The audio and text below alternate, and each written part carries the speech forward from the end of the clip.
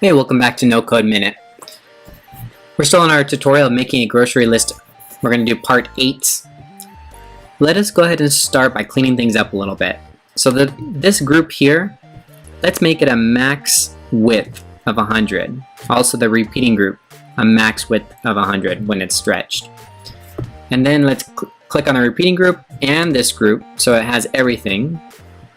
We're going to right click and group elements in a group so that everything's together. Alright, now this group, what we're going to do is not show it on page load. Go to the conditionals and say when current user is logged in, then this element is visible and check, which means yes. Alright? So that makes it a little bit better and make sure that we have to log in and that it's assigning it to a user. Okay, so that's your no code minute for today. That's making a grocery list part 8. And we'll see you tomorrow for making a grocery list part 9.